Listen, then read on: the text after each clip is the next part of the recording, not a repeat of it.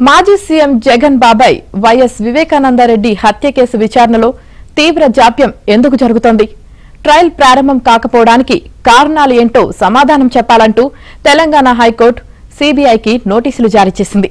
ఈ వ్యవహారంలో నిందితులు సైతం స్పందించాలని స్పష్టం చేసింది.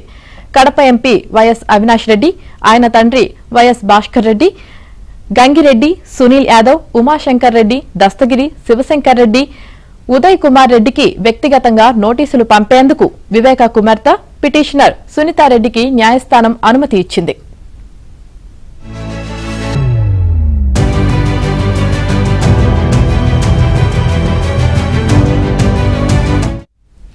వివేక హత్య కేసుకు సంబంధించి నాంపల్లి సీబీఐ కోర్టులో ఇంతవరకు ట్రయల్ ప్రారంభం కాలేదని, ఏడాదిన్నరగా సీఆర్పీసీ 207 దశలోనే ఉందని పేర్కొంటూ సునీతారెడ్డి గత నెలలో పిటిషన్ దాఖలు చేశారు.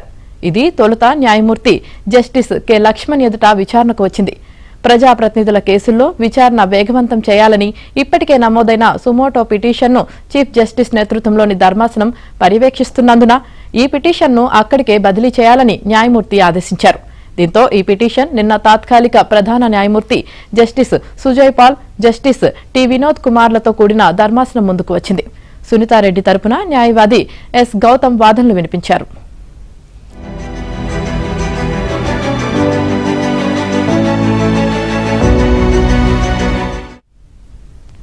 సీబీఐ సమర్పించిన హార్డ్ డిస్కుల్లో 13 లక్షల పత్రాలుంటే అవి ఓపెన్ కావడం లేదని నిందితులు అడ్డుపుల్లలు వేస్తున్నారు.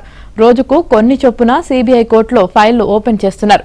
ఇది ఇలాగే కొనసాగితే 7 ఏళ్లైనా ట్రయల్ ప్రారంభం కాదు అని తెలిపారు. ఈ వ్యవహారంలో మీ ప్రధాన అభ్యర్థనేంటో చెప్పాలని ధర్మాసనం అడిగింది.